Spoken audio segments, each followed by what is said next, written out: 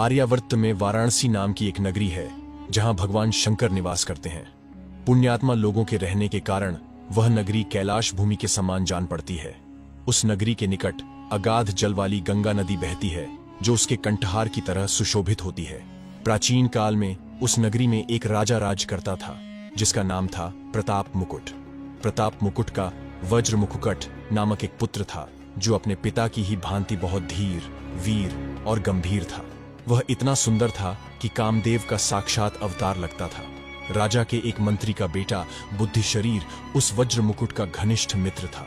एक बार वज्र मुकुट अपने उस मित्र के साथ जंगल में शिकार खेलने गया। वहां घने जंगल के बीच उसे एक रमणीक सरोवर दिखाई दिया जिसमें बहुत से कमल के सुंदर सुंदर पुष्प खिले हुए थे। उसी समय अपनी कुछ सखियों सहित एक राजकन्या वहां आई और सरोवर में स्नान करने लगी। राजकन्या के सुंदर रूप को देखकर वज्र मुकुट उस पर मोहित हो गया। राजकन्या ने भी वज्र मुकुट को देख लिया था और वह भी पहली ही नजर में उसकी ओर आकृष्ट हो गई। राजकुमार वज्र मुकुट अभी उस राजकन्या के बारे में जानने के लिए सोच ही रहा था कि राजकन्या ने खेल खेल में ही उसकी ओर संकेत करके अपना नाम धाम भी बता दिया। उसने एक कमल के पत्ते को लेकर कान में लगाया, दंतपत्र से देर तक दांतों को खुरचा, एक दूसरा कमल माथे पर तथा हाथ अपने हृदय पर रखा। किंतु राजकुमार ने उस समय उसके इशारों का मतलब न समझा। उसके बुद्धिमान मित्र बुद्धि शरीर ने उन इशारों का मतलब समझ लिया था। अतः मंद मंद मुस्कुराता हुआ अपने मित्र की हालत देखता रहा जो उस राजकन्या के प्रेम बाण से आहत होकर राजकन्या और उसकी सखियों को वापस जाते देख रहा था। राजकुमार घर लौटा तो वह बहुत उदास था। उसकी दशा जल बिन मछली की भांति हो रही थी। जब से वह शिकार से लौटा था उस राजकन्या के वियोग में उसका खाना पीना छूट गया था। राजकुमारी की याद आते ही उसका मन उसे पाने के लिए बेचैन होने लगता था। एक दिन बुद्धि शरीर ने राजकुमार से एकांत में इसका कारण पूछा। कारण जानकर उसने कहा कि उसका मिलना कठिन नहीं है। तब राजकुमार ने अधीरता से कहा, जिसका न तो नाम धाम मालूम है और न जिसके कुल का ही कोई पता है, वह भला कैसे पाई जा सकती है? फिर तुम व्यर्थ ही मुझे भरोसा क्यों दिलाते हो? इस पर मंत्री पुत्र बुद्धि शरीर बोला, मित्र, उसने तुम्हें इशारों से जो कुछ बताया था, क्या उन्हें तुमने नहीं देखा? सुनो, उसने कानों पर उत्पल कमल रखकर बताया कि वह राजा कर्णोत्पल के राज्य में रहती है। दांतों को खुरचकर यह संकेत दिया कि वह वहां के दंत वैद्य की कन्या है। अपने कान में कमल का पत्ता लगाकर उसने अपना नाम पद्मावती बताया और हृदय पर हाथ रखकर सूचित किया कि उसका हृदय तुम्हें अर्पित हो चुका है। कलिंग देश में कर्णोत्पल नाम का एक सुविख्यात राजा है। उसके दरबार में दंतवैद्य की पद्मावती नाम की एक कन्या है जो उसे प्राणों से भी अधिक प्यारी है। दंतवैद्य उस पर अपनी जान छिड़कता है। मंत्री पुत्र ने आगे बताया, मित्र, ये सारी बातें मैंने लोगों के मुख से सुन रखी थी, इसलिए मैंने उसके उन इशारों को समझ लिया जिससे उसने अपने देश आदि की सूचना दी थी। मंत्री पुत्र के ऐसा कहने पर राजकुमार को बेहद संतोष हुआ। प्रिया का पता लगाने का उपाय मिल जाने के कारण वह प्रसन्न भी था। वह अपने मित्र के साथ अगले ही दिन आखेट का बहाना करके अपनी प्रिया से मिलने चल पड़ा। आधी राह में अपने घोड़े को वायुवेग से दौड़ाकर उसने अपने सैनिकों को पीछे छोड़ दिया और केवल मंत्री पुत्र के साथ कलिक की ओर बढ़ चला। राजा कर्णोत्पल के राज्य में पहुंचकर उसने दंत वैद्य की खोज की और उसका घर देख लिया। तब राजकुमार और मंत्री पुत्र ने उसके घर के पास ही निवास करने के लिए एक वृद्ध स्त्री के मकान में प्रवेश किया। मंत्री पुत्र ने घोड़ों को दाना पानी देकर उन्हें छिपाकर बांध दिया। फिर राजकुमार के सामने ही उसने वृद्धा से कहा, हे माता, क्या आप संग्रामवर्धन नाम के किसी दंत वैद्य को जानती हैं? यह सुनकर उस वृद्धा स्त्री ने आश्चर्यपूर्वक कहा, हाँ, मैं जानती हूं, मैं उनकी धाय हूं, लेकिन अधिक उम्र हो जाने के कारण अब उन्होंने मुझे अपनी बेटी पद्मावती की सेवा में लगा दिया है। किंतु वस्त्रों से हीन होने के कारण मैं सदा उसके पास नहीं जाती। मेरा बेटा नालायक और जुआरी है। मेरे वस्त्र देखते ही वह उन्हें उठा ले जाता है। बुढ़िया के ऐसा कहने पर प्रसन्न होकर मंत्री पुत्र ने अपने उत्तरीय आदि वस्त्र उसे देकर संतुष्ट किया। फिर वह बोला, तुम हमारी माता के समान हो। पुत्र समझकर हमारा एक कार्य गुप्त रूप से कर दो तो हम आपके बहुत आभारी रहेंगे। तुम इस दंत वैद्य की कन्या पद्मावती से जाकर कहो कि जिस राजकुमार को उसने सरोवर के किनारे देखा था वह यहाँ आया हुआ है। प्रेमवश उसने यह संदेश कहने के लिए तुम्हें वहां भेजा है। उपहार मिलने की आशा में वह बुढ़िया तुरंत ऐसा करने को तैयार हो गई। वह पद्मावती के पास पहुंची और वह संदेश पद्मावती को देकर शीघ्रता से लौट आई। पूछने पर उसने राजकुमार और मंत्रीपुत्र को बताया, मैंने जाकर तुम लोगों के आने की बात गुप्त रूप से उससे कही। सुनकर उसने मुझे बहुत बुरा भला कहा और कपूर लगे अपने दोनों हाथों से मेरे दोनों गालों पर कई थप्पड़ मारे। मैं इस अपमान को सहन न कर सकी और दुखी होकर रोती हुई वहां से लौट आई। बेटे, स्वयं अपनी आंखों से देख लो, मेरे दोनों गालों पर अभी भी उसके द्वारा मारे गए थप्पड़ों के निशान मौजूद हैं। बुढ़िया द्वारा बताए जाने पर राजकुमार उदास हो गया, किंतु महाबुद्धिमान मंत्रीपुत्र ने उससे एकांत में कहा, तुम दुखी मत हो मित्र।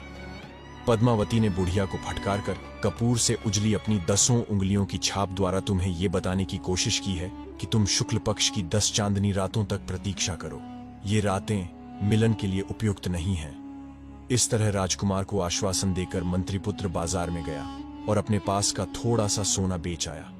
उससे मिले धन से उसने बुढ़िया से उत्तम भोजन तैयार करवाया और उस वृद्धा के साथ ही भोजन किया। इस तरह 10 दिन बिताकर मंत्रीपुत्र ने उस बुढ़िया को फिर पद्मावती के पास भेज बुढ़िया उत्तम भोजन के लोभ में यह कार्य करने के लिए फिर से तैयार हो गई। बुढ़िया ने लौटकर उन्हें बताया, आज मैं यहां से जाकर चुपचाप उसके पास खड़ी रही। तब उसने स्वयं ही तुम्हारी बात कहने के लिए मेरे अपराध का उल्लेख करते हुए मेरे हृदय पर महावर लगी अपनी 3 उंगलियों से आघात किया। इसके उसके पास से यहां चली आई। बाद में 3 रातें बीत जाने के बाद मंत्रीपुत्र ने अकेले में राजकुमार से कहा, तुम कोई शंका मत करो मित्र, पद्मावती ने महावर लगी 3 उंगलियों की छाप छोड़कर यह सूचित किया है कि वह अभी 3 दिन तक राजमहल में रहेगी। यह सुनकर मंत्रीपुत्र ने फिर से बुढ़िया को पद्मावती के पास भेजा। उस दिन जब बुढ़िया पद्मावती के पास पहुंची तो उसने बुढ़िया का उचित स्वागत सत्कार किया और उसे स्वादिष्ट भोजन भी कराया। पूरा दिन वह बुढ़िया के साथ हंसती मुस्कुराती बातें करती रही। शाम को जब बुढ़िया लौटने को हुई तभी बाहर बहुत डरावना शोरगुल सुनाई दिया। हाय हाय, ये पागल हाथी जंजीरें तोड़कर लोगों को कुचलता हुआ भागा जा रहा है। बाहर से मनुष्यों की ऐसी चीख पुकार सुनाई पड़ी। तब पद्मावती ने उस बुढ़िया से कहा, राजमार्ग को एक हाथी ने रोक रखा है, उससे तुम्हारा जाना उचित नहीं है। मैं तुम्हें रस्सियों से बंधी एक पीढ़ी पर बैठाकर उस बड़ी खिड़की के रास्ते नीचे बगीचे में उतरवा देती हूं। उसके बाद तुम पेड़ के सहारे बाग की चारदीवारी पर चढ़ जाना और फिर वहां से दूसरी ओर के पेड़ पर चढ़कर नीचे उतर जाना, फिर वहां से अपने घर चली जाना। यह कहकर एक रस्सी से बंधी पीढ़ी पर बैठाकर उसने बुढ़िया को अपनी दासियों द्वारा खिड़की के रास्ते नीचे बगीचे में उतरवा दिया। बुढ़िया पद्मावती द्वारा बताए हुए उपाय से घर लौट आई और सारी बातें ज्यों की त्यों राजकुमार और मंत्रीपुत्र को बता दी। तब उस मंत्रीपुत्र ने राजकुमार से कहा, मित्र, तुम्हारा मनोरथ पूरा हुआ। उसने युक्तिपूर्वक तुम्हें रास्ता भी बता दिया है, इसीलिए आज ही शाम को तुम वहां जाओ और इसी मार्ग से अपनी उस प्रिया के भवन में प्रवेश करो। राजकुमार ने वैसा ही किया। बुढ़िया के बताए हुए तरीके से वह चारदीवारी पर चढ़कर पद्मावती के बगीचे में पहुंच गया। वहां उसने रस्सियों से बंधी हुई पीढ़ी को लटकते देखा, जिसके ऊपरी छज्जे पर राजकुमार की राह देखती हुई कई दासियां खड़ी थीं। जैसे ही राजकुमार पीढ़ी पर बैठा, दासियों ने रस्सी ऊपर खींच ली और वह खिड़की के रास्ते अपनी प्रिया के पास जा पहुंचा। मंत्रीपुत्र ने जब अपने मित्र को निर्विघ्न खिड़की में प्रवेश करते देखा तो वह संतुष्ट होकर वहां से लौट गया। अंदर पहुंचकर राजकुमार ने अपनी प्रिया को देखा। पद्मावती का मुख पूर्ण चंद्र के समान चमक रहा था, जिससे शोभा की किरणें बिखर रही थीं।